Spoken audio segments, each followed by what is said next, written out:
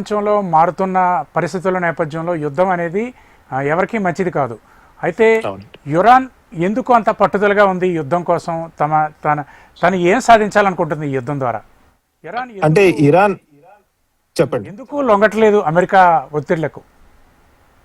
అంటే ఇరాన్ ఆ, America first యుద్ధం స్టార్ట్ చేసినప్పుడు వాళ్ళు ఏం చెప్పారు? ఒకటి, ఇరాన్ న్యూక్లియర్ ప్రోగ్రామ్ ఏదైతే ఉందో అది తుడిచిపెట్టేస్తా ఉన్నారంట. తర్వాత అమెరికన్స్ ఏమన్నారు? అసలు మేము పూర్తిగా ఇక్కడ ప్రభుత్వ మార్పిడి చేస్తాం అంటున్నారండి, రిజీమ్ చేంజ్. సో ఏ ప్రభుత్వం అయినా ఒక ప్రభుత్వ మార్పిడికి బయట దేశం వాళ్ళు వచ్చి మీ దేశంలో ప్రభుత్వ మార్పిడి చేస్తామంటే ఎలా ఒప్పుకుంటుంది? ఒప్పుకోలేదు కదా. సో అందుకని వాళ్ళు నిలబడి యుద్ధం చేస్తున్నారండి. ఆ, మీరెవరు మా ప్రభుత్వాలు నిర్ణయించడానికి అని. అఫ్ కోర్స్ ఇరాన్ లో కూడా ప్రభుత్వానికి వ్యతిరేకంగా చాలా సెంటిమెంట్ ఉంది. మనం చూసాం జస్ట్ కొద్ది నెలల క్రితమే ఈ ఇరాన్ ప్రభుత్వానికి వ్యతిరేకంగా చాలా మంది నిజ ప్రదర్శనలు చేశారు, నిరసన వ్యక్తపరచడం జరిగింది. దాదాపు 30 నుంచి 40 వేల మందిని చంపేశారని వెస్ట్రన్ న్యూస్ పేపర్స్ చెప్తున్నాయి. అవి కాదనుకున్నా కొద్దిగా నెంబర్ అంత కాకపోయినా కొంతమంది అయితే ఈ ప్రదర్శనలో పార్టిసిపేట్ చేసిన వాళ్ళని కాల్చి చంపడం జరిగింది. అయినప్పటికీ ఇరాన్ లో ఇప్పుడు ఇరాన్ ప్రభుత్వం దాదాపు 40 రోజులు యుద్ధాన్ని నిలబడి యుద్ధం చేస్తుందంటే ఆ, చాలా మంది వాదిస్తుంది ఏంటంటే, మనం ఏమన్నా తప్పు అంచనా జరిగిందా, అంటే మనం జరిగిందా, ఈ ప్రభుత్వం తొందరలోనే కూలిపోతుందని మనం యుద్ధం స్టార్ట్ చేసాం. మన యుద్ధం స్టార్ట్ చేయటం, మన ప్రభుత్వం ఇష్టం ఉన్నా లేకపోయినా మన ప్రభుత్వం మారిస్తే మనం మార్చాలి కానీ బయట వాళ్ళు ఎవరు అన్న ఒక ఆలోచన ఇరాన్ ప్రజల్లో ఉండటం వల్ల వాళ్ళకు ప్రభుత్వం ఇష్టం ఉన్నా లేకపోయినా ఇప్పుడున్న ప్రభుత్వానికి వెనక నిలబడ్డారని చాలా మంది మీ ప్రభుత్వాన్ని అలానే నిలబడి యుద్ధం చేస్తుందండి. అంటే ఇరాన్లో ఐక్యతకు ప్రజల్లో ఒక తాటి మీద రావడానికి ఒక రకంగా యుద్ధం తోడ్పడింది అని చెప్పొచ్చు, అంతేగా మీరు చెప్పేది? చాలా మంది 40 రోజులు కనుక మనం చూసినట్టయితే బహుశా వారం కాదు, 10 రోజులు కాదు, 15 రోజులు అన్నారండి.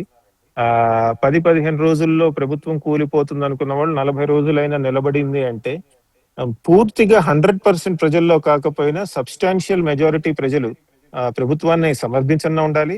లేదా చాలా మంది సమర్థించిన తర్వాత కొంతమంది ఇది కాదు సమయం ప్రభుత్వాన్ని పడేయటానికి, తర్వాత ఎప్పుడన్నా చూసుకుందాం అన్న ఆలోచన కూడా వాళ్ళల్లో ఉండుండొచ్చండి. చాలా అద్భుతమైన విశ్లేషణ అండి. అయితే అమెరికన్ పాయింట్ ఆఫ్ వ్యూ నుంచి చూస్తే అమెరికా ఈ యుద్ధం ద్వారా ఏం కోరుకుంటుంది? ఇజ్రాయెల్కి మేలు చేయాలని కోరుకుంటుందా? హర్ముజ్ జలసంధి ప్రపంచానికి అందించాలనే ప్రయత్నం చేస్తుందా? ఇందులో వారికి ఉన్న నిజాయితీగా వారు ఏమైనా పనిచేస్తున్నారా, లేకపోతే అమెరికా లాభం కోసం ఏమైనా ప్రయత్నం చేస్తున్నారా?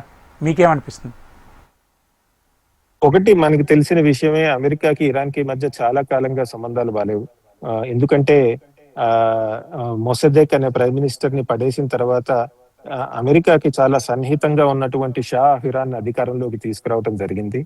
షా ఆఫ్ ఇరాన్ ఎవరైతే ఉన్నారో అమెరికాకి పెద్ద ఎత్తున ఈ ఎనర్జీ డీల్స్, ఆయిల్ ఇవన్నీ ఉంటాయి కదండి, ఆయిల్ తీయటము, వాటిని రిఫైన్ చేయటము, ఎక్స్పోర్ట్ చేయటము, అవన్నీ షా ఆఫ్ ఇరాన్ ఉన్నప్పుడు అమెరికన్ కంపెనీస్ చేసేవి. కాకపోతే మన సొత్తు, మన దేశంలో ఉన్నటువంటి ఎనర్జీని వేరే వాళ్ళు ఎవరు తీసుకురావటం అన్న దాని మీద చాలా ప్రజల్లో ఆగ్రహం వచ్చింది. అంతేకాదు అప్పుడు షా ఆఫ్ ఇరాన్ చాలా నిరంకుశత్వంగా వ్యవహరించారు, చాలా అవినీతికి పాల్పడ్డారని కూడా ఆయన్ని పడేయటం జరిగింది. ఆయన దేశ బహిష్కరణ చేయటం జరిగింది.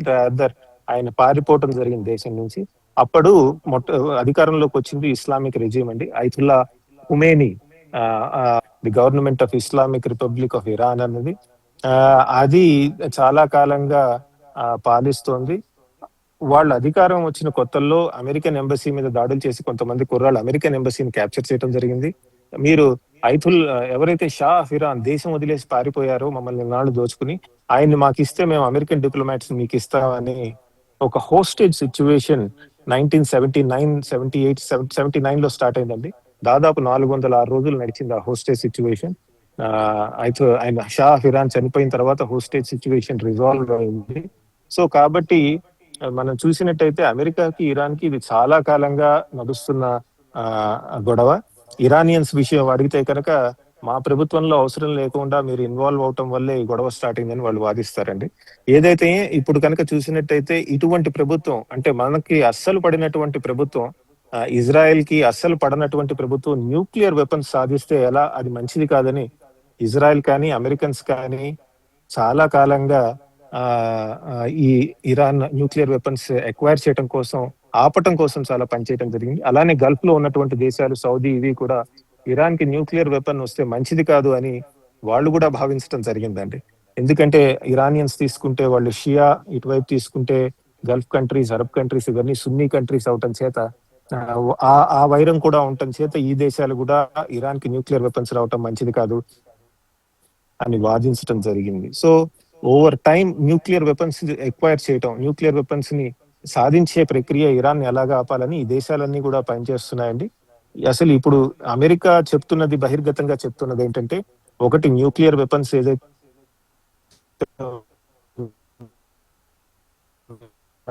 ఇరాన్ అది ఎక్వైర్ చేయటం ఇరాన్ మంచి ప్రభుత్వం కాదు, చాలా దుర్మార్గమైన ప్రభుత్వం. మనం అనట్లేదండి, అమెరికన్స్ అంటున్నారు.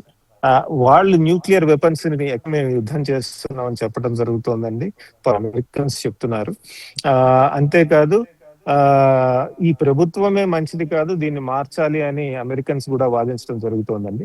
సో ఈ రెండు కారణాల వల్ల అమెరికా ఇన్వాల్వ్ అవుతోంది. మూడో కారణం ఏమిటంటే, అక్కడ ఉన్నటువంటి ఆయిల్ ఏదైతే ఉందో అవన్నీ కూడా మేము ఇంతకు ముందు డెవలప్ చేస్తే అవి నేషనలైజ్ చేశారు కదా, మా ప్రభుత్వం వస్తే అవి ప్రైవేటైజ్ చేసి అమెరికన్ కంపెనీస్ వీటిలో పెద్ద ఎత్తున ఇన్వాల్వ్ అవుతాయని కూడా అమెరికా వాదిస్తుంది. అమెరికాలో కొంతమంది అంటం జరుగుతుంది, అమెరికా ఆయిల్ కోసమే ఇది చేస్తుంది అని చెప్పడం జరుగుతుందండి.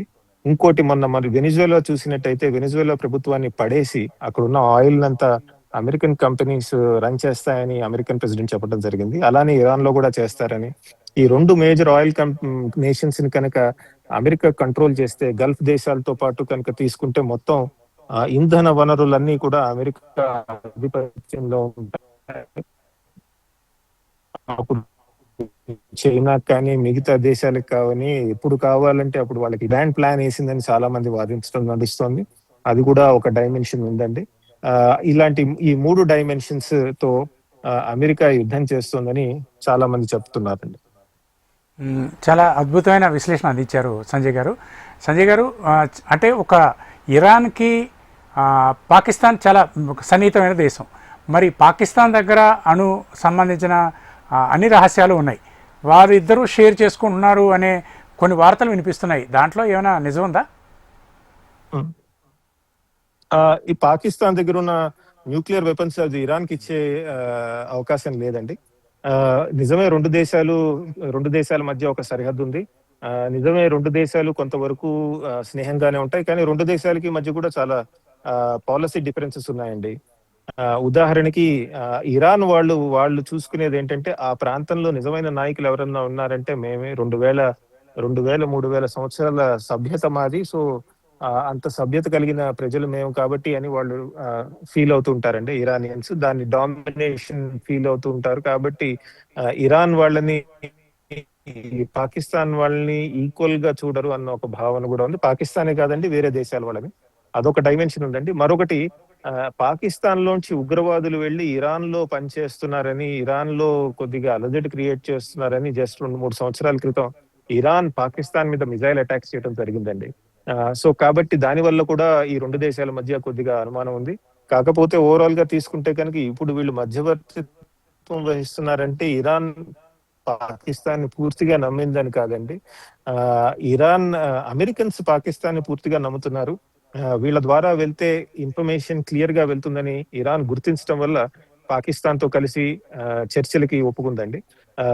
బట్ ఈ రెండు దేశాల మధ్య రిలేషన్స్ స్టేబుల్ గా ఉన్నా అత్యంత సన్నిహితంగా ఉంటాము.